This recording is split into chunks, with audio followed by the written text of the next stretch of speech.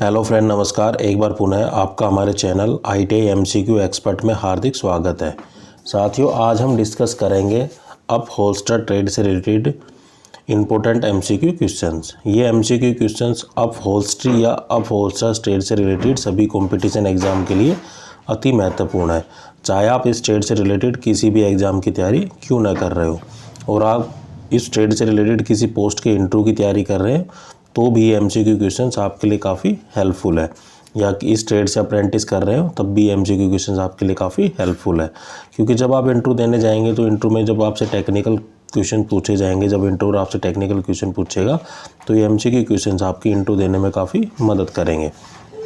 और साथियों, अगर आप पहली बार मेरे चैनल पे आए हैं या अभी तक आपने मेरे चैनल को सब्सक्राइब नहीं किया तो प्लीज़ सब्सक्राइब करें तथा बेल आइकन पर क्लिक कर नोटिफिकेशन को ऑन कर लें, ताकि जब भी मैं कोई नया वीडियो डालूं तो नोटिफिकेशन आप तक जल्द से जल्द पहुंच जाए।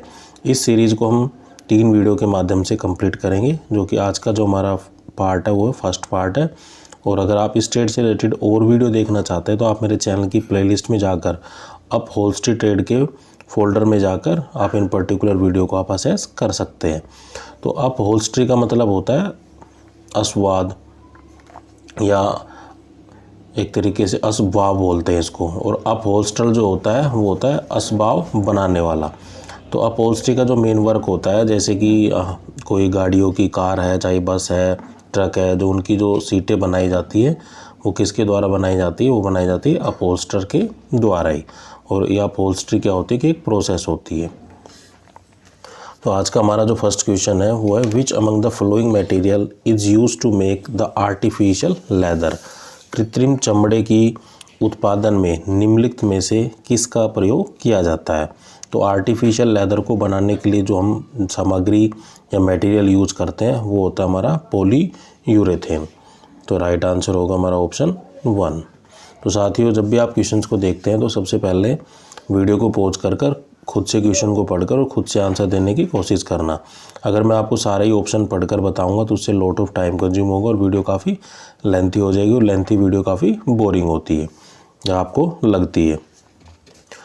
तो जब भी आपको क्वेश्चन देखें तो सबसे पहले खुद से आंसर देने की कोशिश करना। और ये क्वेश्चन जस्ट आपकी प्रैक्टिस के लिए, क्योंकि आपने ट्रेड थ्योरी को कहीं बुक से पढ़ा होगा, तो ये जस्ट आपकी प्रैक्टिस के लिए और एग्जाम ओरिएंटेड क्वेश्चन है, ताकि आपको ये आइडिया लग जाए कि एग्जाम में कैसे और किस तरीके से क्वेश्चन पूछे जाते हैं। Next question is, which among the following material is more abrasion resistance than the hessian. निम्नलिखित में से हेसियंस से सभी अधिक घर्षण प्रतिरोधी क्या है? तो जो हेसियस है उससे भी जो ज़्यादा अब्रेसिव रेजिस्टेंस है वो है हमारा कॉटन या फिर कपास। तो cotton material is more abrasive resistance than the hessians. तो राइट आंसर होगा हमारा option 2। Next question is, which among the following term is use to refer the process of tightly stretching the fabric over the wooden frame. लकड़ी का चौखटों पर या लकड़ी की जो चौखटें होती है उस पर कपड़े को मजबूती से खींचने की प्रक्रिया को क्या नाम दिया जाता है? तो लकड़ी की जो चौखटें होती है उस पर कपड़े को मजबूती से खींचना या टाइटली स्ट्रेच करना वो कहलाता है हमारा वेबिंग। तो राइट आंसर होगा हमारा option 3। Next question is, which among the following tool is use to stretch the fabric tight before final assembly. कपड़ों को अंतिम फिटिंग से पहले मजबूती से खींचने के लिए निम्नलिखित में से किस उपकरण का उपयोग किया जाता है? तो कपड़े को अंतिम फिटिंग से पहले मजबूती से खींचने के लिए हम स्ट्रेचर प्लायर्स उपकरण का उपयोग करते हैं। तो राइट आंसर होगा हमारा option 1। Next question is the, how many folds are provide to the fabric before attaching to the woven frame while making a bed.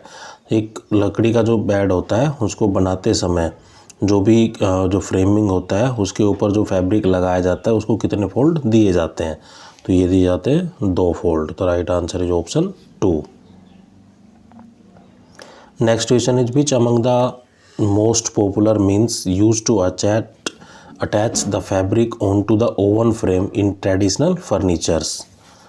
जो पारंपरिक फर्नीचर में कपड़ों को लकड़ी के फ्रेम पर जोड़ने के लिए उपयोग किया जाने वाला सबसे लोकप्रिय साधन क्या है? तो ये है हमारी नेल्स। जैसे आपने देखा होगा जो कील होती है उसी के द्वारा हम जो भी कोई फैब्रिक है उसको अटैच करते हैं वुडन लकड़ी के साथ में।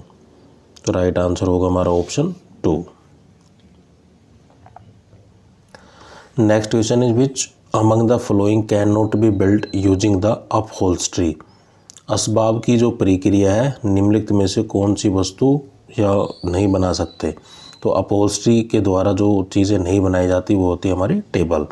जैसे सोफ़ा है, सोफ़े का कवर है, चेयर का कवर है, बेड शीट बना सकते हैं, लेकिन टेबल है वो अपहोल्स्ट्री के द्वारा नहीं बनाई जाती। टेबल बनाई जाती कारपेंटरी के द्वारा या कारपेंटर के द्वारा। तो राइट आंसर होगा हमारा ऑप्शन 4। अगर यहाँ होता है कि जो मेज पोस्ट होता है एक तरीके से टेबल पोस्ट होता है वो बना सकते हैं, लेकिन जो टेबल है वो कारपेंटर द्वारा बनाई जाती है। अपहोल्स्ट्री का जो मेन वर्क होता है वो होता है सीट मेकिंग का। जो जितनी भी जो गद्दियाँ होती हैं उनको बनाने का जो काम होता है वो होता है अपहोल्स्टर का। Next question is which among the flowing fabric has the property similar to the wool. निम्नलिखित में से किस कपड़े में ऊन जैसे गुण होते हैं? तो जो रेयान है, रेयान एक फैब्रिक है, उसकी जो प्रॉपर्टीज होती है वो सिमिलर होती है वुल के जैसी। जो ऊन की जो प्रॉपर्टी होती है वैसे ही रेयान की जो प्रॉपर्टीज होती है। तो right answer is option 2। Next question is which among the following fabric should be use in case of such furnitures where the people will be seated for extended period of a time. यदि लंबी अवधि तक इंसान को बैठना हो तो निम्नलिखित में से किस कपड़े का उपयोग किया जाता है? अगर मान लो कोई ऐसी सीट है या चेयर है जिसके ऊपर जो व्यक्ति है वो लंबे समय तक बैठ रहा है, जैसे ऑफिस में क्या है कि जो काम होता है लगभग 8 घंटे का होता है, तो व्यक्ति को क्या है कि लंबे टाइम तक बैठना होता है, तो ऐसी सीट के लिए हमें कॉटन के कपड़े का इस्तेमाल किया जाना चाहिए। तो जो ऐसा व्यक्ति जो लंबे समय तक बैठता हो चेयर्स के ऊपर, तो उसको जो कपड़ा यूज़ किया जाता है वो कहते हैं हम कॉटन। तो राइट आंसर होगा हमारा option 2। Next question is which among the following combination of fabric is not desirable. निम्न में से किस कपड़ों की संयोजन प्रयोग में नहीं करना चाहिए? तो किन कपड़ों का एक तरीके से जो फैब्रिक है उसका हम किस कम्बिनेशन में हमें यूज नहीं करना चाहिए? जैसे वुल और पॉलिस्टर है, तो इनका जो कम्बिनेशन है, इनको मिक्सअप कोई कपड़ा बनाते हैं तो उनको हमें एक तरीके से आवश्यकता नहीं होती है। तो राइट आंसर होगा हमारा ऑप्शन 1। इनका कम्बिनेशन है वो लिया नहीं जाता है। Next question is which among the flowing is use to make the velvet fabric. मखमल कपड़ा बनाने के लिए निम्नलिखित में से किसका उपयोग करते हैं? तो जो मखमल का जो कपड़ा होता है उसको बनाने के लिए हम सिल्क या फिर रेशम का उपयोग करते हैं। तो राइट आंसर होगा हमारा option 3। Next question is which among the flowing material is use to make the velveteen. जो नकली मखमली कपड़ा बनाने के लिए निम्नलिखित में से कौन सा पदार्थ है प्रयुक्त किया जाता है? तो वेलवेटीन या फिर नकली मखमली कपड़ा बनाने के लिए हम कॉटन या फिर कपास मटेरियल का उपयोग करते हैं। तो राइट आंसर होगा हमारा option 1। Next question is the which among the following is use to absorb the shocks and the impacts in a load. सोफे में झटके और अवशोषित करने के लिए हम किसका उपयोग करते हैं? जो सोफे में क्या कि स्प्रिंग लगी होती है, जैसे कोई व्यक्ति मान लो एकदम उस सोफे के ऊपर बैठ रहा है तो उसको क्या है कि वो शॉक को रजिस्ट कर लेती है। नहीं तो ऐसा होता कि मान लो जैसे व्यक्ति एकदम तेज़ी से उसके ऊपर बैठा तो उसको चोट लगने का भी खतरा हो सकता है अगर वो रजिस्ट ना करे शॉक को। तो शॉक को रजिस्ट करने के लिए, झटके को रजिस्ट करने के लिए, अवशोषित करने के लिए हम स्प्रिंग का उपयोग करते हैं सोफे के अंदर। जैसे गाड़ियों में जो सस्पेंशन सिस्टम होता है, बाइक में जो सस्पेंशन सिस्टम होता है शॉक और इम्पैक्ट को अवशोषित करने के लिए, तो इसी तरीके से सोफे में शॉक्स और इम्पैक्ट्स को कम करने के लिए हम किसका उपयोग करते हैं? हम करते हैं स्प्रिंग का उपयोग।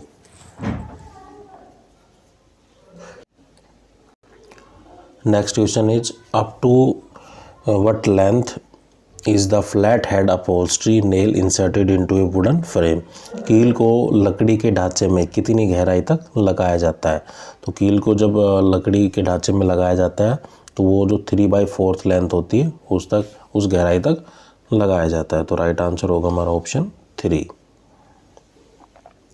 Next question is which among the flowing is not an engineering wood. निम्नलिखित में से कौन सी इंजीनियरिंग वुड नहीं है?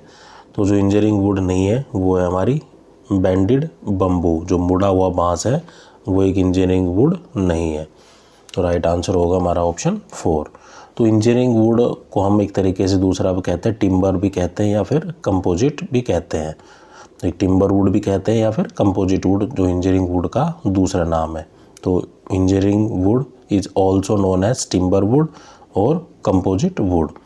इस तरीके से मैन मेड वुड भी बोलते हैं और मैन्युफैक्चर बोर्ड भी बोलते हैं। तो इसकी जो टाइप होती है इंजीनियरिंग वुड की, वो 9 प्रकार की वुड होती है। जैसे होता है, एक होती है MDF, जैसे दिया हुआ है ना ऑप्शन 2 में। तो MDF stand for medium density fibre board, medium density fibre board. इसी तरीके से होती है HDF, तो ये होती है हमारी high density fibre board, high density fibre board.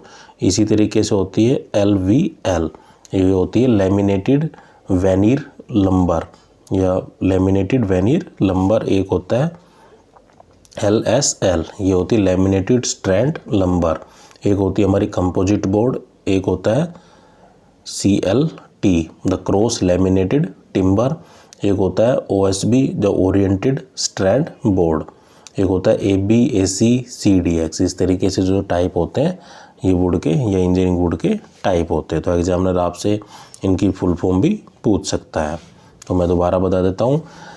एक तरीके HDF stand for high density fibre board, MDF stand for medium density fibre board, LVL stand for laminated veneer lumber, LSL stand for laminated strand lumber, एक होती है composite board, एक होता है CLT, ये होता है cross laminated timber, OSB stand for oriented strand board.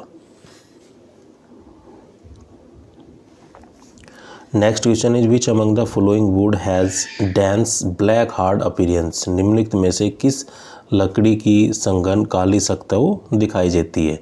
तो ऐसी एक जो डेंस ब्लैक हार्ड है वो अपीयरेंस दिखाई देती है, वो किस लकड़ी की होती है? वो होती है हमारी एबोनी या आबनूस की।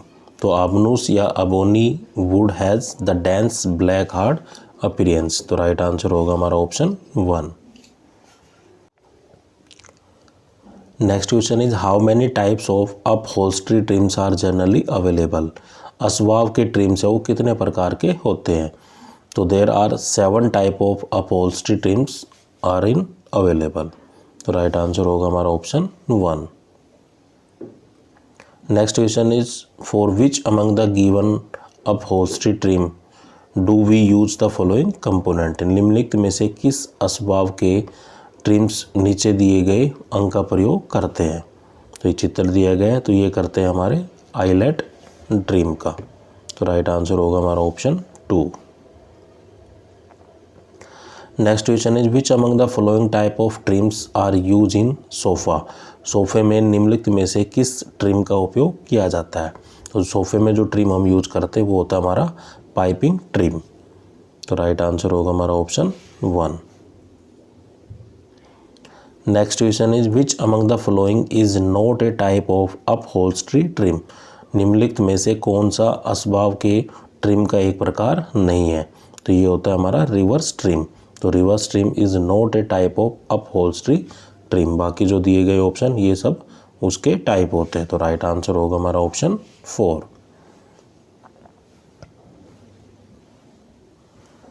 Next question is the which among the following is use to secure the upholstery on the frame.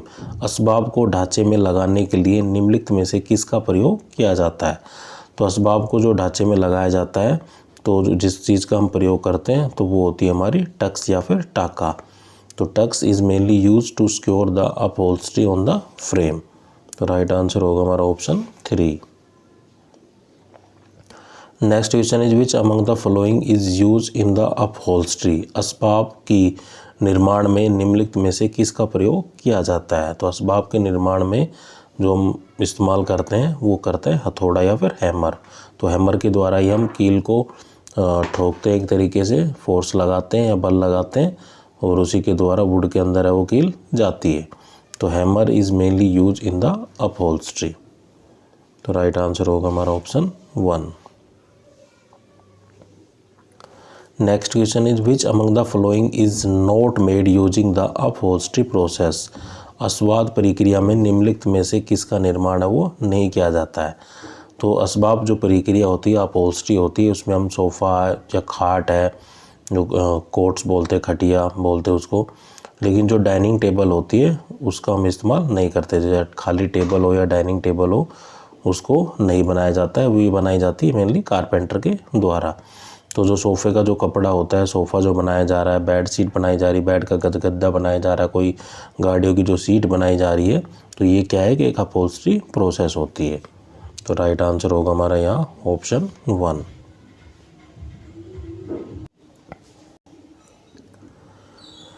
Next question is which among the following is a substitute of linen. निम्नलिखित में से जो लिनन का जो विकल्प है वो क्या है। तो लिनन की जगह एक तरीके से हम कौन सी चीज़ को इस्तेमाल कर सकते हैं। तो जो लिनन भी एक तरीके से क्या होता है कि फैब्रिक ही होता है, कपड़ा ही होता है। जो it is a textile made from the fibres of the flax plant, तो उसको हम बोलते हैं लिनन। तो linen is a textile which is made from the fibre of the flax plant. तो लिनन को सब्स्टिट्यूट कर सकते हैं, उसके बदले में उसको यूज कर सकते हैं, वो होता है हमारा रेयॉन्स। तो राइट आंसर होगा हमारा option 1। Next question is which among the following fabric has the pilling problem with wool. निम्नलिखित में से कौन ऊन के साथ है वो टाला नहीं जा सकता। एक तरीके से जो पाइलिंग प्रॉब्लम होती है विद कौन से कपड़े को होती है, विद द वूल, तो ये होती है हमारी पॉलिस्टर की। तो जैसा कि हमने पहले भी क्वेश्चन देखा था कि किसका कम्बिनेशन है वो हम यूज नहीं कर सकते। तो वुल और पॉलिस्टर का जो कम्बिनेशन है वो जनरली यूज नहीं किया जाता। तो इसमें क्या होता है कि the fabric that has the pilling problem है वो स्टार्ट हो जाती है। तो इसलिए हम जो वूल है और पॉलिस्टर है उनको एक साथ यूज नहीं करते हैं। तो राइट आंसर होगा हमारा option 3। Next question is which among the flowing fibre is artificially made using the cellulose. निम्नलिखित में से कौन सी जो वस्तु है वो कोशिका कारक या सेलुलोज के द्वारा आर्टिफिशियली वो डिजाइन की जाती है। तो ये होता है रेयॉन। तो rayon fibre is artificially made using the cellulose. तो राइट आंसर होगा option 3। Next question is which among the flowing is also use in industries apart from the upholstery. निम्नलिखित में से असबाब के अतिरिक्त उद्योगों में किसका प्रयोग है वो किया जाता है। तो किस चीज़ का हम इंडस्ट्री में यूज करते हैं अपार्ट फ्रॉम द अपहोल्स्ट्री। तो ये होता है जूट या फिर पटसन। तो jute is mainly use in the industry apart from the upholstery. तो राइट आंसर होगा हमारा option 1। Next question is which among the following process is done to fabric first. कपड़े पर निम्न में से किस प्रक्रिया का सबसे पहले प्रयोग किया जाता है। तो ये होती है हमारी स्ट्रेचिंग। तो stretching is a process which is done first on the fabric. तो राइट आंसर होगा हमारा option 1। Next question is which among the following is use while manufacturing the irregular shape upholstery. जो टेढ़े मेढ़े या इरेगुलर शेप के जो असबाब है उसको निर्माण के लिए हम निम्नलिखित में से किसका प्रयोग करते हैं। तो जो भी टेढ़ी मेढ़ी अपहोल्स्ट्री होती है उसके निर्माण के लिए जो हम यूज़ करते हैं वो होता है ग्रू प्लायर्स। तो राइट आंसर होगा हमारा ऑप्शन 2। तो जो ग्रू प्लायर्स है are mainly use for manufacturing the irregular shape upholstery. तो इसमें क्या होता है कि एक तरीके से tongue and the groove pliers are commonly use for turning and hold the nut and bolts, gripping the irregular shapes and object and also used for clamping the material or the objects। तो ये होता है हमारा groove pliers. Next question is what is the minimum number of side to form a rigid frame. एक rigid या कठोर frame को बनाने के लिए न्यूनतम वो कितने भाग होने चाहिए। तो एक रिजिड फ्रेम या कठोर फ्रेम को बनाने के लिए हमें मिनिमम 3 नंबर ऑफ साइड्स की आवश्यकता होती है। तो राइट आंसर होगा हमारा ऑप्शन 3। जैसे ट्रायंगल होती है तो ट्रायंगल में क्या है, 3 साइड होती है। तो मिनिमम किसी भी रिजिड फ्रेम को बनाने के लिए, ऐसा तो है नहीं कि 2 के द्वारा हम एक फ्रेम को डिजाइन कर सकते हैं, तो मिनिमम जो नंबर ऑफ साइड की आवश्यकता होती है वो होती है हमें 3। राइट आंसर होगा हमारा option 3। Next question is which among the flowing is use to hold together leather in automobile seats. Motor गाड़ियों में सीट में चमड़े को बंधे रखने के लिए निम्नलिखित में से किसका उपयोग करते हैं। तो चमड़े में जो ऑटोमोबाइल सीट्स होती है उसमें क्या होता है कि उसको होल्ड करने के लिए हम क्या करते हैं, उसकी सिलाई करते हैं या फिर स्टिचिंग करते हैं। तो stitching is mainly use to hold together the leather in the automobile seat. तो एक तरीके से मतलब एक सीट को जोड़ने के लिए हम स्टिचेज करते हैं या सिलाई करते हैं। जैसे कपड़े हैं, कपड़ों जब कोई डिज़ाइन तैयार किया जाता है तो आपस में कपड़ों को जब जोड़ा जाता है, 2 पीस को आपस में जोड़ते हैं, तो वो किसकी हेल्प से जोड़ते हैं, वो भी स्टिचिंग की हेल्प से ही जोड़ा जाता है। तो राइट आंसर होगा हमारा option 4। Next question is which among the following can be built using the upholstery. असबाब की प्रक्रिया में निम्नलिखित में से कौन सी वस्तुएं बनाई जा सकती है। तो जो भी अपहोल्स्ट्री होती है, तो अपहोल्स्ट्री के द्वारा हम सोफ़ा को, बेड को या कोट या कुशन, इन सब चीज़ों को हम बना सकते हैं। तो राइट आंसर होगा हमारा option 4, all of these. Next question is which among the flowing fabric has the property similar to the jute. निम्नलिखित में से किस कपड़े में पटसन जैसे गुण पाए जाते हैं। तो ये होता है हमारा हेसियंस। तो हेसियन में क्या होता है कि उसकी जो प्रॉपर्टी होती है वो ऐसी ही प्रॉपर्टी होती है जैसी जूट की प्रॉपर्टी या जूट के गुण होते हैं। तो राइट आंसर होगा हमारा 4th। Next question is which among the flowing is use to make the luxury upholstery. निम्नलिखित में से किसका उपयोग है वो जो एक तरीके से जो लग्जरियस होती है असबाब है उसको बनाने के लिए किया जाता है। तो लग्जरियस अपहोल्स्ट्री को बनाने के लिए जो अट्रैक्टिव दिखती हो, लुक में अच्छी दिखती हो, उसको हम बोलते हैं लग्जरी अपहोल्स्ट्री। तो उनको बनाने के लिए जो मेनली हम जो मटेरियल यूज करते हैं वो करते हैं चमड़ा या फिर लेदर। तो right answer is option 3rd।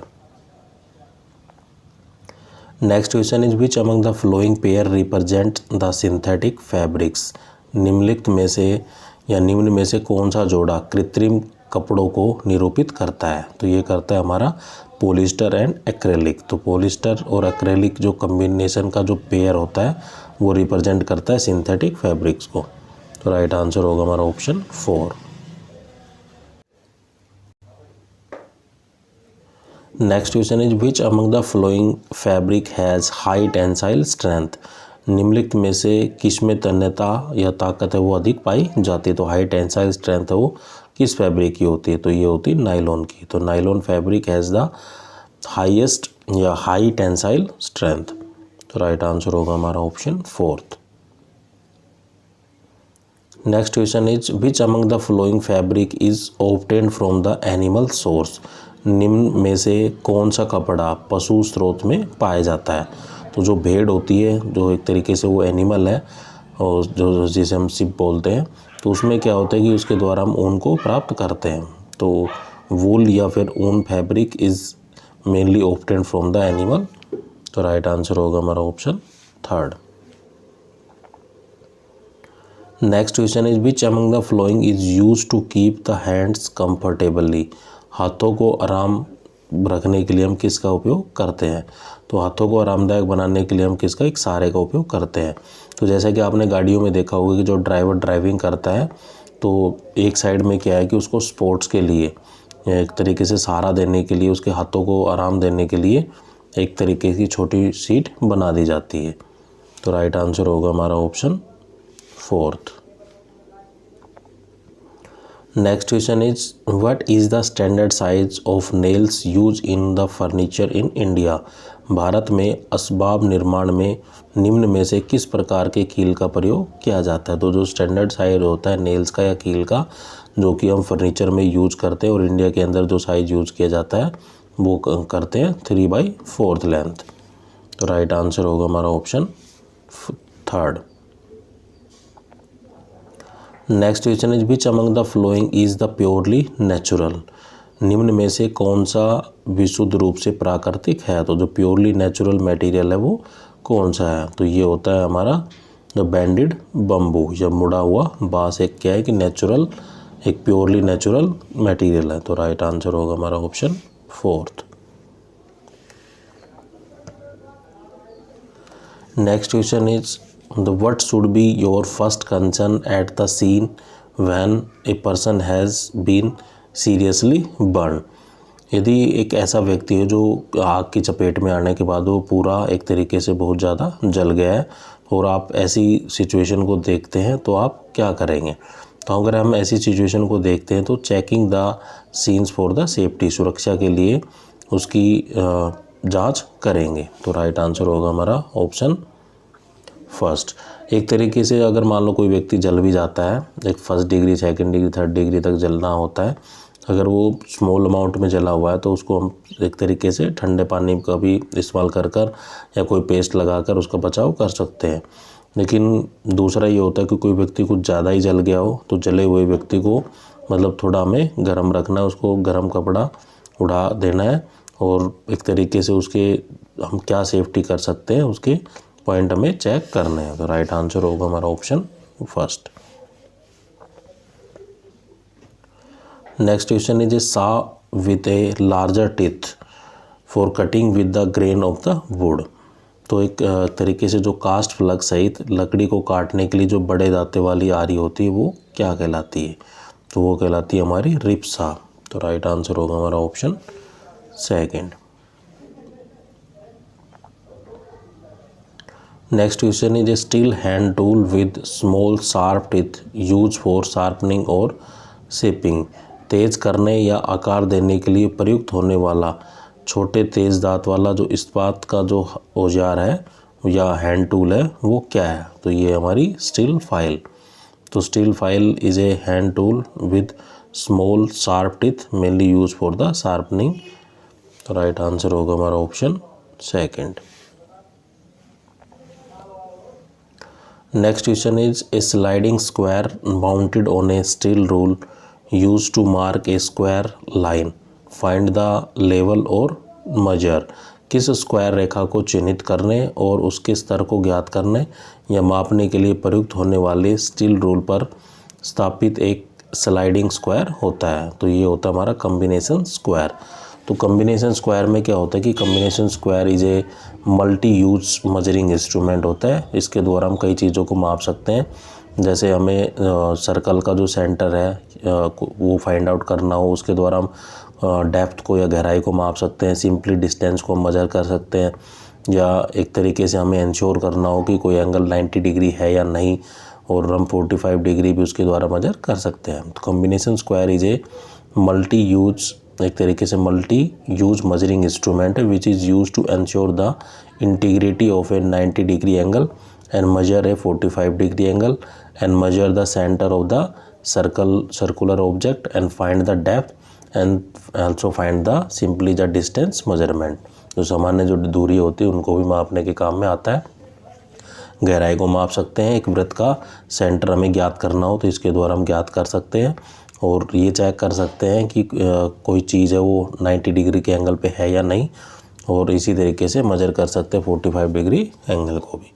तो राइट आंसर होगा हमारा ऑप्शन फर्स्ट, कॉम्बिनेशन स्क्वायर।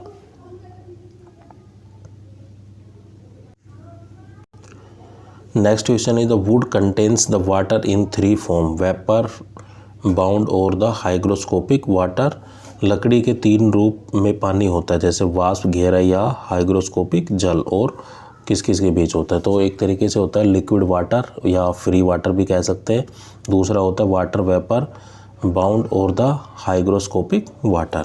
तो जो हमारा करेक्ट आंसर होगा वो होगा ऑप्शन थर्ड, फ्री वाटर या फिर लिक्विड वाटर।